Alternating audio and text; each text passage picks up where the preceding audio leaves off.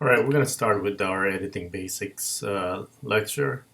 So the first one is understanding the footage or logging the footage. Where this is the process where you watch your video and observe, check everything, and take lots of notes. So notes are super important because they can save you a lot of time by not rewatching video footage if you have good notes. So if you know this particular video has soft focus and you put that in the notes and that's the only thing that's wrong with the video, the audio is good, then you don't need to watch it.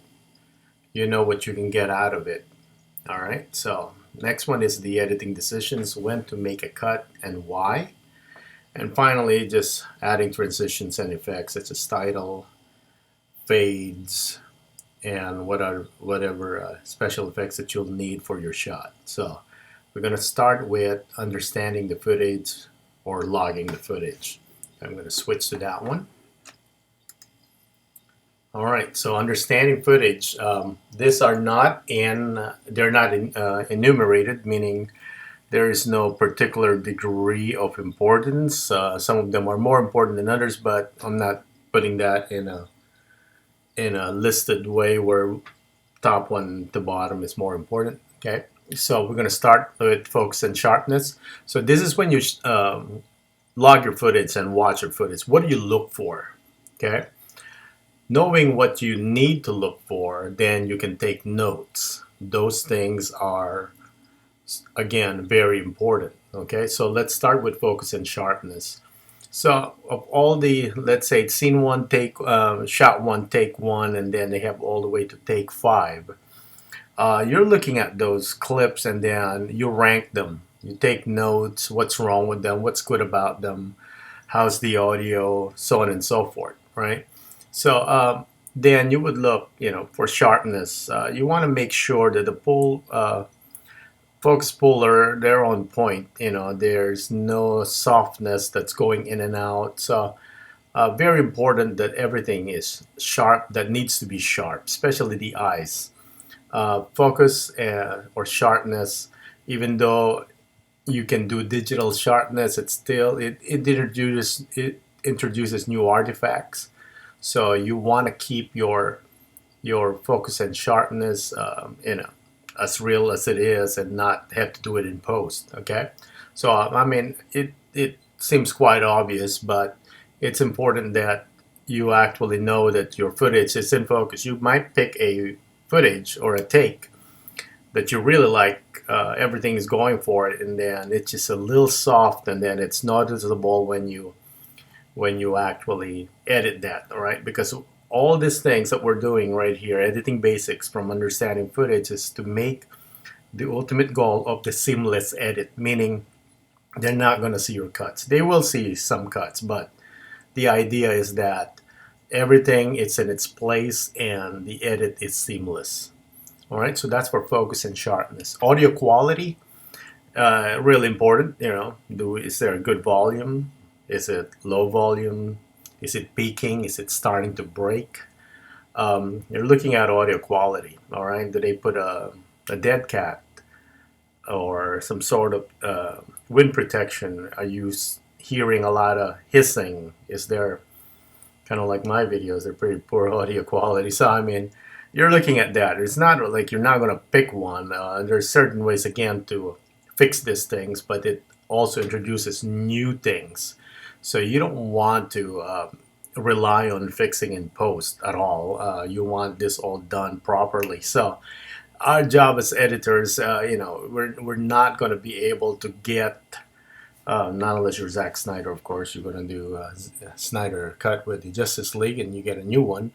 But this thing is done. We get it when it's done, hence it's post-production.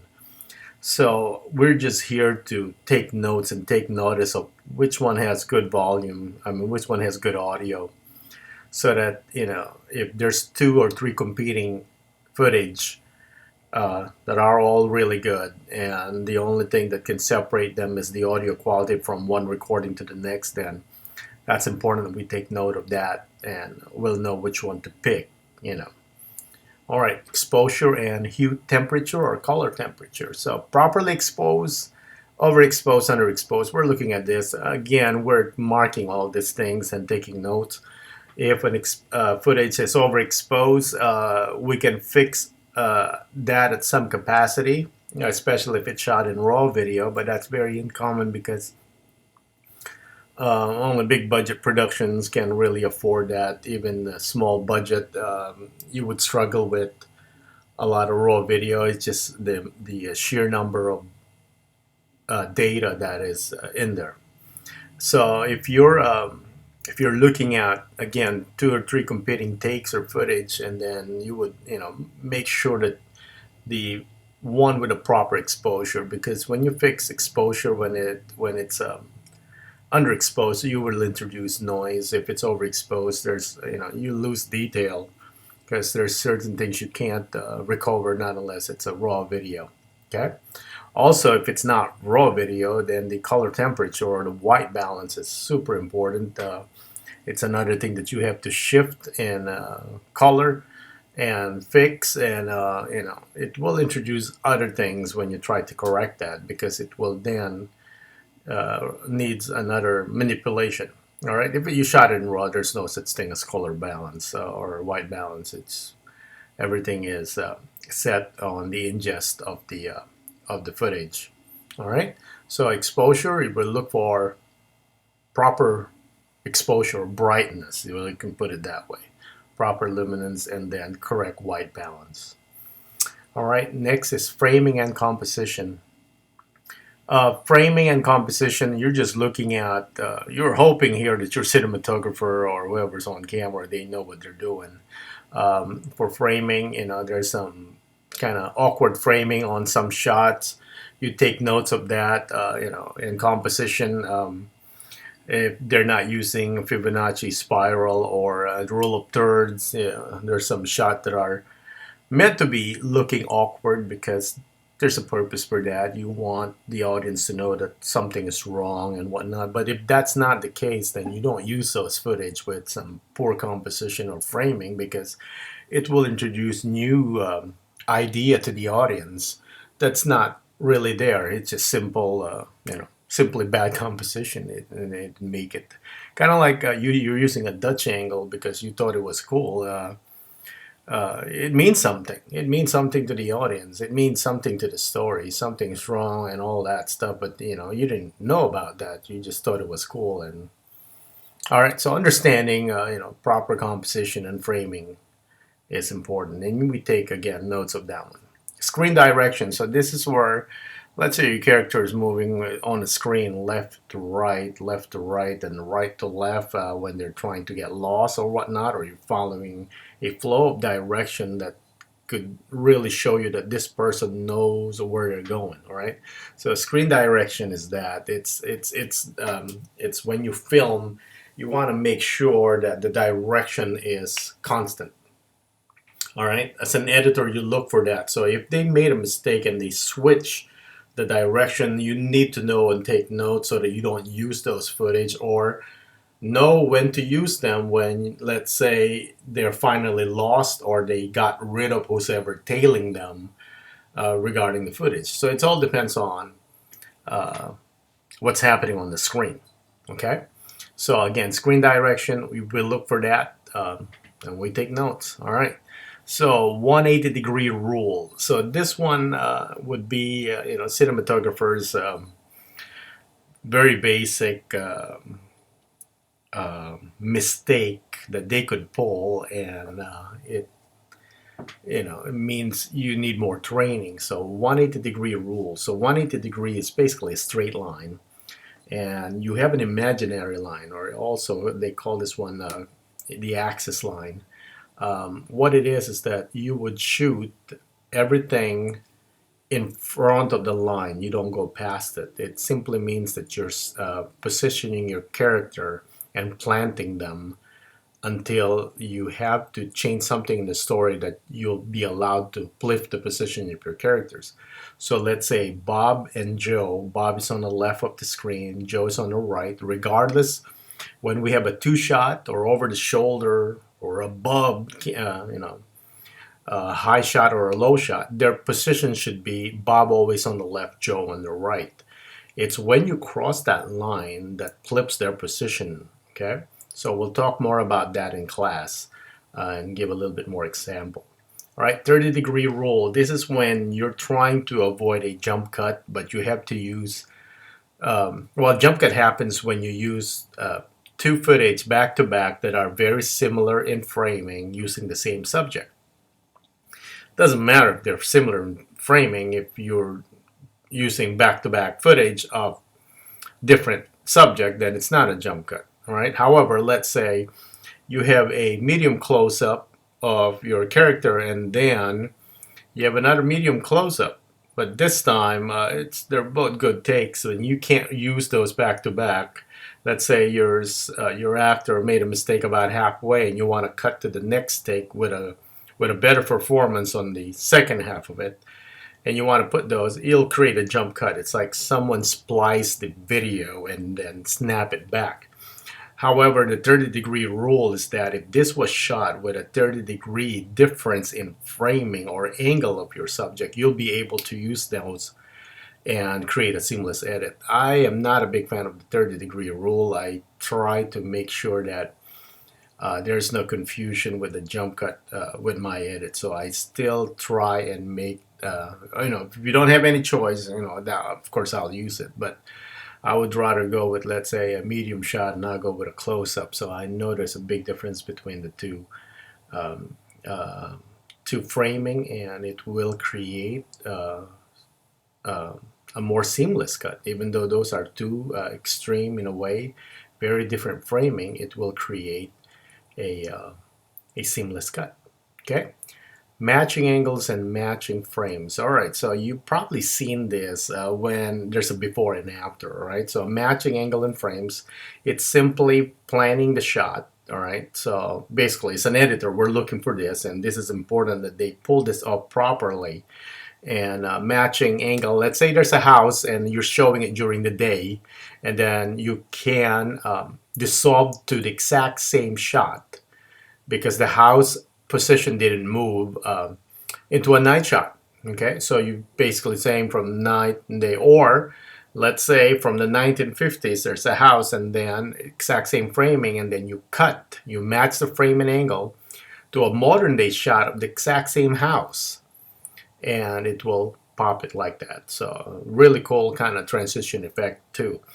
Another one is for comedy, where you would properly position your subject so you can match it for the next shot, especially when someone says, in comedy, a person is saying, "I'll never get married," and then cut their exact same position and they're in the altar getting married. Okay, you've seen those. Or they'll say, "I'll never have any kids," and then cut into another one where exact same position of the character with a bunch of kids. Okay, so that's matching angles and frame. Okay. Matching eyeline, very important, especially when production of your actors, they're not all available at the same time, so you're basically filming them separately.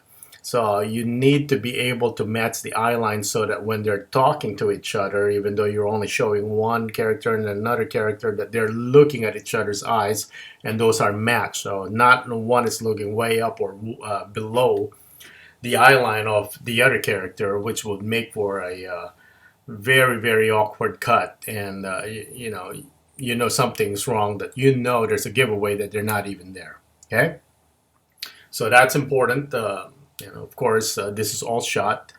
You're looking at footage where those eyelines would match. If they're not matching, you have to find that particular cut where they would match, or you move on to other type of technique that you can use where it doesn't involve the eyeline, but you can do JL cuts. All right, continuity of action. We talked about this a little bit before. This is key to getting that seamless edit.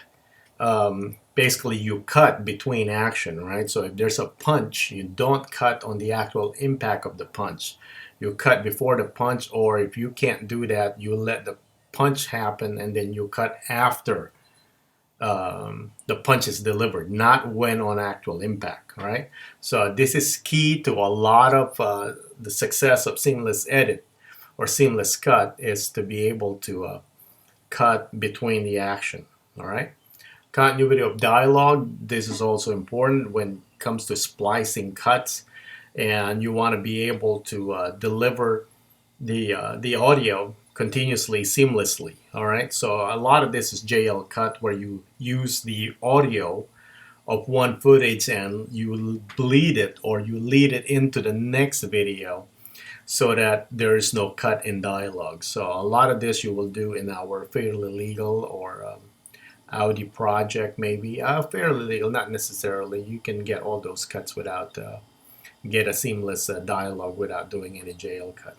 But basically, you're trying to make sure that the you're looking for footage where you'll be able to make a seamless dialogue or audio. Okay, so when it comes to understanding your footage, this is something that you would need to take notes of. What are the levels of the audio? So this is going back a little bit on audio quality, but more on, can we actually match all these things, right? Did they actually deliver the lines repeatedly, the same for all the takes, so on and so forth. So very important that you take notes. Your main actor omitted a keyword to this one, so that better be in the notes, so that you don't waste a lot of time looking for that, knowing that if you knew that this footage didn't have that word in the dialogue, then you would just skip that. You would look for what you could use for that one and then not spend time looking for it. And finally here, performance. We're looking at performance of your actors, and not in a way where the director tells them to deliver it a different way. It's just which one of the shot or take has the best performance or heavier performance, for that matter. And then it's something that we'll basically take notes of, and then that can be objective or subjective on some, being forced to the actor, but still we need to take notes and be able to gauge how performance are valued on each footage. All right, so that's our understanding of footage, and then we'll talk more about that when we actually get to the Fairly Legal project.